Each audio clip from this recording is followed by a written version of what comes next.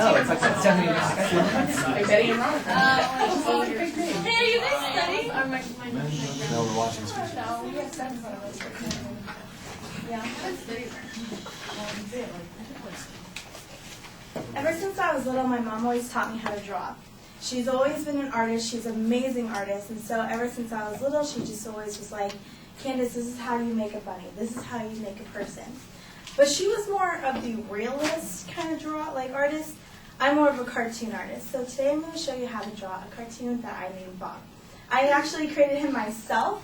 And so you actually can make him into a girl or a guy. And when I went to church, like last Sunday, I drew this little Bob guy for this little tour thing for, it's like a flip book. And they were going crazy because they're like 11 years old. And they draw stick figures, and I actually drew a cartoon like looking person. So I'm going to teach you how to draw him, and you can actually make it a girl. It's not sexist. And so you're going to start off by making that. And why you can actually kind of see it's an ear right here, and it's an ear right here, and this kind of forms the mouth or the frame of the face. And then I do this. And then those create the eyes, and I'm not finished yet, but this is basically the format of how to create Bob. And soon you'll actually begin to see how he starts to form. And when you go underneath right here, you have to make sure that you don't connect them, just so you can kind of make him actually be a cartoon, and you actually notice how to make him. And so I put the little eyes right here. And with the eyes, I make sure I don't fill in the whole eye, because everybody has a pupil, and so you at least want to make him a little realistic. And then I give him a little bit of hair. And you always want to connect right there. And so here's the hair, and if you actually wanted to make Bob a bobette, you can give him a ponytail. And if you want to make him a little girl, you can give him pig. And so that's the formatting of Bobette. And here's the nose. Got to give him a little bit of a pig nose. And then, of course, the happy smile. And the freckles, because I like freckles. So that's the beginning of Bob or Bobette, whoever you want him to be, or her to be. And then you got to give them the neck, just to kind of give him a base. And with her or with him, you got to make sure that when you're making her or him, that when you do the faces, you can make him wherever you want. Like if I go fast, you can kind of just tell that he doesn't look exactly that great compared to if you just give him some time. And if you want to get a little crazy, a little red in her hair, like Ariel. When my mom used to teach me how to draw, she would be the one to be like, this is how you start. Just kind of like those artists. And I'm like, I don't like having any type of lines on my paper at all. I like to be a perfectionist, and so when I'm working here, I have to make sure that everything is kind of symmetrical, so that's why I like making cartoons, because you can make them however you want to. You can make them have the crazy pigtails, the uneven side or the right side, but with real human figures, you have I get so perfect on it. I'm like, I have to make sure that they look exactly how they're supposed to. And so when I start going, and my mom would go, this is how you make an eye. And I'm like, that to me looks like a cartoon already. So I would make fun of her and kind of just go like that. And she would just kind of get frustrated with me. And so, but no, she actually, she lives up in Sacramento, so I couldn't have brought down an example of what she's made. But she actually takes pictures and draws them with it looking exactly like the picture, and it is absolutely phenomenal. For me, I'm I start out like this, like this is a face, and then I start going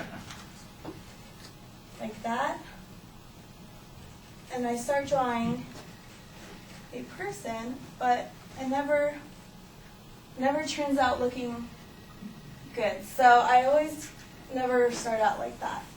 And then also I want to show you how to make a flower. That's my favorite flower I like to draw.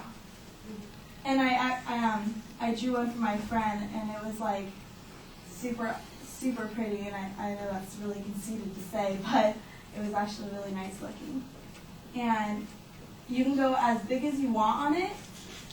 And when I'm in like the music lab here, I literally sit and just draw this. And I have like the music lab people walk around and go, "Wow, that's a good drawing." I'm like this. And what I like to do is to make it a little more emphasized. I like to kind of give it a little bit of a base, a little bit of a frame. And being left-handed, it kind of sucks when you're drawing, because when you're drawing, your hand smashes up against the pencil markings, which makes it really annoying. So I tried to draw with pen, and like I told you about the mistakes, I really don't like making mistakes. And when I make a mistake, I completely throw away the paper, and I waste a tree, and I get really pissed off myself. So that is how I like to draw. Bobette, Bob, and a flower. And that is my speech for today.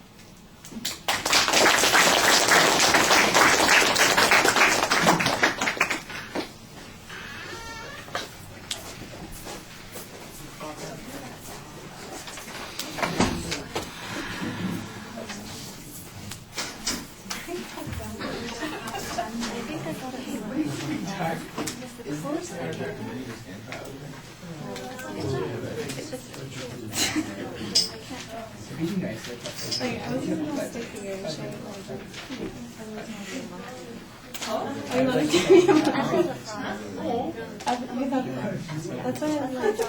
That's what I was showing from where I began. I was like,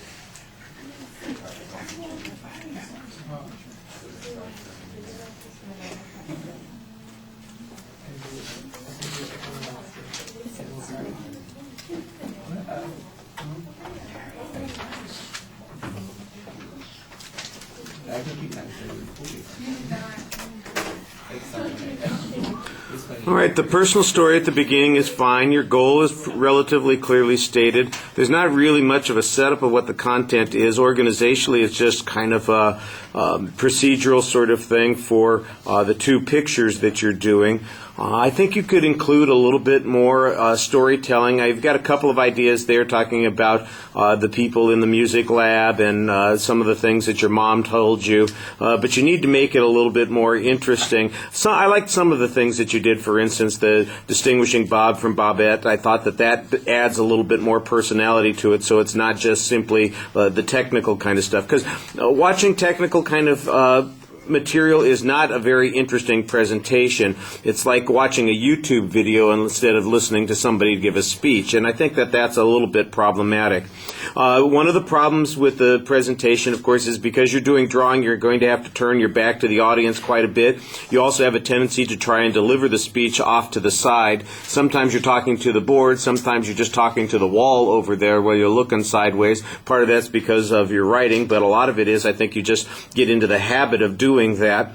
Your voice projects pretty well. There's okay variety. I thought you added some personality when you're talking about the freckles, or the fact that that you're doing the voices of the other music students and the way they're like, oh, that's pretty, that sort of thing. That's all fine.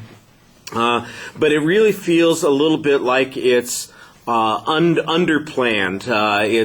You're winging it a little bit. You know what you're talking about, but you haven't really turned it into a speech, and it sounds like the first run through rather than down the road, something that you planned, and you really think about the audience in this context. You're so focused on getting the picture that you haven't really considered the audience, and I think that that's a problem.